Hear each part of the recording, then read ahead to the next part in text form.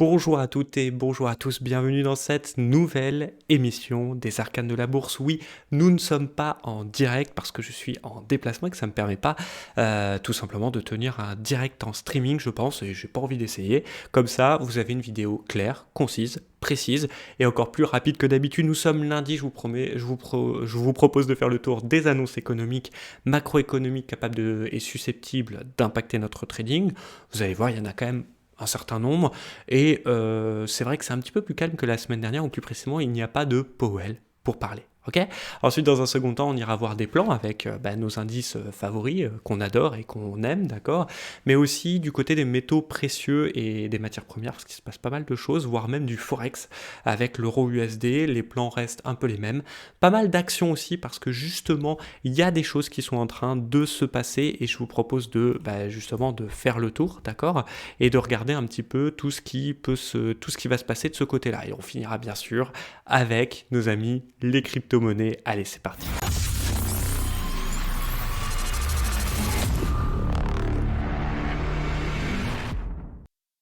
Allez, on commence tout de suite avec les annonces macro et microéconomiques susceptibles d'impacter notre trading. On voit qu'il y a les IPC qui m'intéressent, juste pour voir un petit peu. Alors le chiffre est en train de changer, d'accord, mais les IPC annuels, je vais le regarder d'un œil. Alors attention, hein, on n'est pas non plus sur une reprise absolument magnifique, mais on est quand même sur une petite bout de reprise à 4,4, donc un peu moins d'inflation.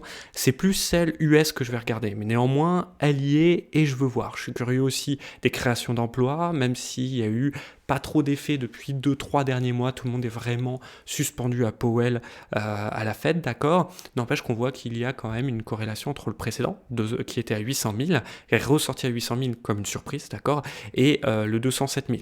Les créations d'emplois ADP, c'est un rapport, et du coup, il m'intéresse. Les stocks de pétrole, on va pas les regarder parce qu'en fait, finalement, ce qui va se passer mercredi, c'est qu'il y a une réunion de l'OPEP. L'OPEP se retourne, et clairement, l'OPEP, ça va être le fer de lance côté pétrole, et on en reparlera juste après au moment où on regardera le pétrole. D'accord. Ensuite, forcément, la BCE qui parle à 13h45 et 15h30 et 14h30 le jeudi 3 février. Il va falloir quand même regarder ça avec, on va dire, intérêt, même si je pense qu'elle aura moins d'impact, bien sûr, que tout simplement Powell. Bon, après, les secteurs d'emploi non agricoles, on passe tout de suite aux indices. Je voulais vous montrer en données hebdomadaires notre ami, tout simplement, le Dow Jones. Pourquoi le Dow Jones? Parce que c'est quand même qui a quand même bien réagi et qui nous montre un petit peu dans le range dans lequel on est. On a eu ça je vais vous les supprimer, mais bon, on a eu des excès, mais jamais on n'a cassé ces fameux 33 700, tout simplement, d'accord. Et donc forcément, ça m'intéresse de regarder ça, et donc on est passé acheteur en données journalières la semaine dernière, ici, d'accord. Alors oui, c'est un swing, et il y a de quoi se replacer, et je vous propose en fait de repartir sur des données horaires. Je m'explique. Tant qu'on a cette configuration horaire, c'est-à-dire bande de Bollinger, inférieure, moyenne mobile 50 périodes, vous mettez une alerte, par exemple ici en ce moment à 34 450, et sur excès, d'accord, il est possible de récupérer ça en mode plutôt intraday, ce qui permettra finalement aussi de profiter de cette hausse et de prendre plusieurs petites positions comme on a l'habitude de faire. C'est un petit peu pareil sur le DAX. Le DAX, si j'enlève tous les indicateurs et qu'on repasse en données hebdomadaires, on est quand même sur des zones qui tiennent, c'est-à-dire les 15 000, 15 100, d'accord, qui me paraissent être pas mal. Et ce qu'on a depuis en horaire, je vais passer sur un autre DAX, mais ce qu'on a en horaire, regardez, hop, c'est que finalement on a en haut une 15 520 qui tiennent. Les vendeurs en tout cas prennent la main à ce moment-là, et les acheteurs n'arrivent pas à casser cette zone, et puis en bas on a les 15 200, 15 100 qui fonctionnent. En fait c'est des zones, je vous le dis tout de suite, 4 heures, regardez bien les bandes de Bollinger 4 heures, elles cadrent un petit peu notre cours. Alors certes, tant que finalement les acheteurs, ou les vendeurs bien sûr, n'ont pas repris cette zone, voilà, mais on voit qu'ils n'ont pas repris cette zone, on est toujours dans un range 4 heures, journalier, horaire, comme vous voulez, vous le voyez sur les 3 unités de temps, sachant qu'il est très clair en 4 heures. Et du coup, qu'est-ce qui se passe? Soit les vendeurs décident de casser la zone par le bas, ces fameux 15 100, 14 008 par le bas, d'accord, mais il faudrait pour ça, on va dire, un petit mouvement de panique, soit au contraire c'est les acheteurs, et forcément la bourse est plus fait pour monter, d'accord, et c'est ce que je vous avais dit la semaine dernière, finalement, Powell, ce qu'il a dit n'est pas très rassurant. Enfin, je veux dire, si les taux d'intérêt remontent, je peux vous dire qu'on verra l'impact sur les marchés. Néanmoins, pour le moment, c'est pas fait. Il repousse la date. Il dit ça sera peut-être en mars, peut-être machin. Il dit des peut-être pour le moment. Et donc, du coup, forcément, moi, ça m'intéresse de continuer à penser achat. Donc, il y a une zone qui est juste magnifique, qui est, on va dire, en gros, 15 200, 15 100, d'accord? Ça, c'est clair et net. Et sinon, tout simplement, on espère que ça casse ces 15 650. Et moi, c'est ce que je vous propose aussi à travers cette même configuration. Ça a le temps de se faire, d'accord? Ça a le temps de se former. Laissez encore quelques heures, peut-être même demain matin. Ce plan fonctionnera encore mardi, voire même mercredi.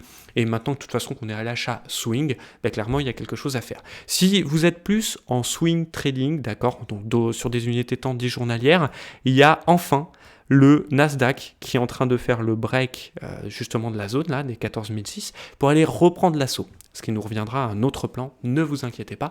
Et celui qui le fait un petit peu pareil, c'est le SP500 qui du coup se reprend un petit peu. Mais alors pourquoi ils se reprennent? Tout simplement parce que les taux à 10 ans en données journalières commencent un peu à s'apaiser. Alors oui, sur 1.8, 1.850%, ça c'est sûr, mais n'empêche qu'il commence à s'apaiser. Pareil, celui qu'on va voir s'apaiser, c'est le VIX qu'on a vendu par 2 fois. On commencera à lâcher des positions vers 20, voire même vers 18, selon ce que le marché nous donne.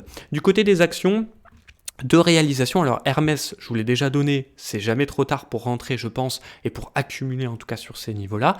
Mais là, cette fois-ci, je viens avec 2 nouveaux plans, c'est Netflix et Nvidia. Alors c'est parti. Nvidia, tout simplement, on est sur une, donc ici on est en données journalières, je vais vous le montrer en hebdo, ça sera encore mieux.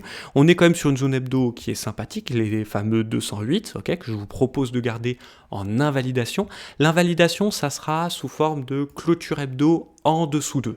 C'est-à-dire que, regardez, elle a déjà prouvé qu'elle n'allait pas. Alors pourquoi elle s'est fait dégommer Nvidia? Tout simplement parce que c'est le secteur de la tech, les taux à 10 ans, etc.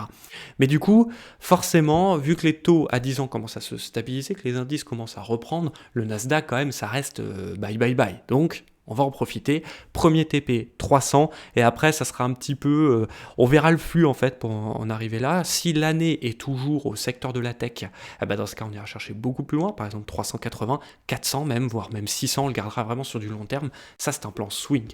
Et un plan un petit peu plus d'investissement, c'est Netflix. Alors je sais ce que vous allez me dire, ouais t'es complètement inconscient. Regardez ma vidéo de dimanche justement sur est-ce que Netflix serait pas une erreur de marché? Est-ce qu'on serait pas là justement avec une entreprise qui a quand même des bons chiffres, faut le reconnaître, à une rétention d'abonnés très très bonne, d'accord, on est à je sais plus exactement les chiffres, je vais pas vous dire de bêtises, mais en gros on n'a pas baissé en rétention d'abonnés. Par contre, on a moins de nouveaux abonnés, c'est-à-dire qu'au lieu d'en avoir 4,5 millions, on n'en a que 2,5 millions. J'estime que quand même, si les chiffres sont bons, on peut investir sur cette société, mais là attention, je parle bien d'investissement, donc là on va aller chercher beaucoup plus loin, c'est-à-dire qu'on va se prendre ici, j'ai pris 3% de mon capital, c'est pas non plus la folie, stop. En fait, plus précisément, alerte sur les 300, parce que ça sera aussi un niveau où on pourra éventuellement renforcer une première fois cette position, et pour aller chercher 510 une première fois, et puis après 600 une deuxième fois, et là par contre on ne poussera pas trop mamie dans les orties, c'est déjà un plan long terme, ça veut dire, on va dire 3 à 6 mois. Du côté du Forex et des commodités, alors c'est surtout l'or, hop, je vais reprendre mon bon or, l'or et l'argent qui sont bien. Je vais vous montrer les niveaux d'intervention. On est sur 1800, qui est un premier niveau. On a un deuxième niveau, toujours le même, à 1760, 1730, 1680. Ça revient pas, ça c'est en swing. Mais on peut voir quand même qu'on est... Alors je suis un petit peu déçu parce que ce que je voulais en gros sur l'or, c'est qu'on casse finalement cette tendance baissière que je vais encore pouvoir décaler, d'accord? Cette tendance baissière, regardez bien, là on est en données hebdomadaires, on est quand même dans une tendance baissière. Le truc c'est qu'avec l'inflation, c'est quand même, ça lui est quand même tout simplement avantageux tout ça. Et donc qui dit avantageux dit on peut quand même aller chercher plus haut. 1860, 1880, voire même pourquoi pas les 2000 à l'extrême, parce qu'on a une inflation qui est quand même à 5 points. Et normalement, par effet mécanique, ça devrait profiter. Alors, c'est pas le cas, mais on voit qu'on a quand même des niveaux 1780 qui réagissent et qui marchent très très fort. Du coup, ce que j'ai proposé plusieurs fois, d'accord, à l'équipe, je vais garder là-dessus, je vais passer en données 4 heures. En données 4 heures, regardez bien, on est sur une zone intermédiaire, D'accord? Donc ici, 1790. Bien sûr, il faut être prêt à aller voir sur les 1660. Mais ce que j'ai dit à partir de cette zone, des 1800 finalement, c'est que si on a une reprise 4 heures, on peut y aller. Alors moi, je suis déçu parce que j'ai pas pris l'or, j'ai favorisé l'argent. Vous allez me dire, bah, qu'est-ce que tu as foutu? Bah, exactement pareil finalement. J'ai favorisé l'argent sur une cassure de structure. Stop loss finalement sous les plus bas. Et on va aller chercher 22,9, excusez-moi, 22,9 dans un premier temps et puis 23,9 dans un second temps. Et là, on a un ratio beaucoup plus intéressant. Encore faut-il qu'il nous le confirme, mais c'est pas trop tard, je pense, pour essayer d'accumuler sur ces niveaux-là. Ça peut être très intéressant, peu importe la structure que vous choisissez. D'accord? Et forcément, on va continuer très rapidement avec les matières premières. Le pétrole. Alors, le pétrole, il y a l'OPEP qui parle donc le 2 février. Mercredi, donc il y a les stocks de pétrole à côté. Les niveaux de pétrole sont très bas, donc ça veut dire que mécaniquement, le pétrole, et je vous l'ai expliqué dimanche, a, de toute façon par effet mécanique, tendance à monter, ça c'est une certitude. Et si l'OPEP continue d'appauvrir le monde en pétrole, alors il faudra aller viser les 100 dollars et continuer dans cet esprit-là d'acheter tous les replis qui se font, d'accord? Et dans la deuxième solution, c'est aussi de se dire, si l'OPEP réouvre les vannes, les fameux 400 000 barils qu'ils promettent depuis 6 mois maintenant, du coup, tant mieux, ça sera plutôt le moment de vendre sur des niveaux qui sont extrêmement intéressants. Je vous le donne dans le mille, mais je vais attendre quand même l'annonce. Alors comment ça se traduit? Ça se traduit tout simplement par, de toute façon, ces différentes zones. Je m'explique, hop, bande de Bollinger 4 heures, regardez, là on voit que la volatilité commence à s'estomper, tout le monde attend finalement la réunion de l'OPEP, ça paraît normal, mais ça maintient. En fait, on a une zone un peu plus agressive que je vous donne ici et maintenant, des 87, 86,5, d'accord, qui est une zone un peu plus agressive et qui est mouvante par rapport aux bandes de Bollinger 4 heures inférieures, moyenne mobile 50 périodes, comme d'habitude, pour reprendre des achats et profiter. Attention, là, c'est quand même un peu plus agressif, et plus on s'approche finalement de la réunion de l'OPEP, plus ça... Voilà, donc demain, si vous avez encore une occasion sur les 87, n'hésitez pas trop, mais avec petite exposition, et surtout, on sécurise rapidement. Le but du jeu, c'est pas de gagner de l'argent, c'est d'être en position au cas où si l'OPEP dit on continue d'assoiffer le monde en pétrole, et donc il y aura un pétrole à 100, clairement, je pense, assez rapidement. Et sinon, on attend l'OPEP pour plusieurs raisons. La première, c'est que en termes hebdo, on est quand même sur des gros niveaux, 86 là, finalement ça correspond au dernier plus haut hebdomadaire, sans regarder trop loin, et les bandes de Bollinger sont quand même pas loin, donc par effet mécanique, elles font quand même pression sur le pétrole, et si du coup l'OPEP décide d'ouvrir ses vannes, ah ouais, alors là vous allez me dire, Antonin, tu nous donnes pas trop d'informations. Bah oui, forcément, vous voyez, il y a les deux quoi. Soit l'OPEP redonne de la liberté au pétrole et au baril de pétrole, et donc dans ces cas-là, boum, on aura une correction des prix, on va dire naturelle, d'accord, et soit il décide d'appauvrir tout ça, forcément, le pétrole va remonter. Je sais, j'ai pas mieux, mais je vous donne un plan au moins qu'on a utilisé pendant plusieurs semaines et qui nous a été favorable, donc on continue. Moi j'ai encore une position acheteuse, normalement avec vous de la semaine dernière, je la garde parce que si l'OPEP, on va jusqu'au 100, ça par contre, ça sera les genres de positions qui vont nous rémunéré. Côté, tout ça, de toute façon, côté Forex, je suis un petit peu plus calme en ce moment. Le seul vraiment que je garde, c'est tout simplement l'euro USD. Je refais les plans avec vous. En 4 heures, tout simplement, c'est celle que je vais regarder d'ailleurs. En 4 heures, on a cette zone qui arrête pas de bouger, d'accord, qui est mouvante aussi. Maintenant, on est sur, en gros, mettez-vous une alerte sur 1.125, d'accord, et on a 1.126, 1.128 à regarder pour reprendre une vente. Et puis, bien sûr, on a ces données journalières. Alors là, de plus en plus, on arrive loin quand même, donc je vais de moins en moins en parler, mais globalement c'est ça. Et ce que je regardais ce matin, c'était, ce que je regardais vendredi, excusez-moi, mais du coup que j'ai pas prise, d'accord, c'est les bandes de Bollinger horaires parce que elles étaient plates, mais maintenant on va attendre, on va voir ce que l'avenir nous réserve. Clairement, j'attends la zone 4 heures sur l'euro USD pour essayer d'en profiter. Alors avant de parler de nos amis les crypto-monnaies, si vous aussi vous voulez nous rejoindre et avoir tout simplement le suivi de ces plans de façon quotidienne, des cadrages de façon hebdomadaire et quotidienne aussi, mon portefeuille action, c'est-à-dire que là, Netflix, Nvidia, ça fait plusieurs heures que je l'ai envoyé à l'équipe Ultra Bourse, vous pouvez aussi nous rejoindre. Et sachez que c'est totalement gratuit grâce à la formation Sprint, d'accord? Je vais vous montrer ça tout simplement. Et comme ça, au moins, vous savez à quoi vous en tenir. Sprint, c'est une formation où on a décidé de mettre finalement la totalité des connaissances, en fait plus précisément les connaissances les plus rapides pour pas se faire avoir par les marchés financiers. Vous avez 3 stratégies, parce que c'est important, de quoi faire de l'analyse technique, de quoi faire de l'analyse fondamentale, les bases, un module sur le forex, un module de money management et un module de développement personnel, parce que c'est très important le développement personnel. Avec ça, vous avez le droit au webinaire une fois par mois, c'est-à-dire qu'on se retrouve, vous, Sylvain, moi, d'accord, et on répond à vos questions. Vous pouvez poser toutes les questions, on est là ensemble pendant 1 heure. Normalement, c'est une formation qui a 497 €, mais elle est gratuite si vous cliquez sur ouvrir un compte réel chez notre courtier partenaire, d'accord, c'est un phénomène d'affiliation. Vous déposez un minimum de 1 000 €, vous envoyez un mail à contact@ultrabourse.com et nous vous débloquons vos accès. Maintenant, on va parler de nos amis les crypto-monnaies. Je vous ai donné un certain nombre de plans vendredi, d'accord, et on va voir un petit peu où ça en est. Le Bitcoin, un petit peu toujours dans la même situation, un peu larvé, mais il commence à se reprendre. Je vais vous montrer en données journalières. Il commence un petit peu à se reprendre. Là, ce qu'il faudrait, c'est reprendre de toute façon. Il faut que les plus hauts soient de plus en plus hauts et que les plus bas soient de plus en plus bas. Là, tendance, la loi de dos. Ok, ce n'est pas le cas. Il faudrait qu'ils reprennent ces 40 000, 43 000 assez rapidement, ce que je vous dis depuis des semaines. Et ça, c'est une réalité. La seule chose que je peux vous dire, c'est qu'on voit, je vais vous remontrer ça, le nombre de ventes, je vais passer sans données hebdomadaires, le vente d'acheteurs sur le Bitcoin qui commence un petit peu à se réveiller, tout doucement. Je vous ai dit qu'il n'y avait pas de gros mouvement finalement d'acheteurs qui quittaient leur position. Puis pareil pour les vendeurs. Les vendeurs, ils bougent pas trop. Il faudrait qu'ils quittent un petit peu plus leur position pour que le Bitcoin se reprenne. Alors vous allez me dire, il n'y a pas que le Bitcoin, et c'est pour ça que je suis là avec vous aujourd'hui. Les plans par exemple que je vous avais montré, c'était rose, on va repasser en données journalières, que j'ai acheté sur 0,30. Je vous dis, on fait l'essuie-glace là-dessus, 0,30, 0,40, 0,30, 0,40. On liquide une partie de ses positions à 0,40 et on recommence. Celle qui m'a un petit peu plus plu, c'est Link, ce week-end qui a fonctionné quand même. Donc qu'est-ce qui s'est passé ? Là, on a une prise de bénéfice.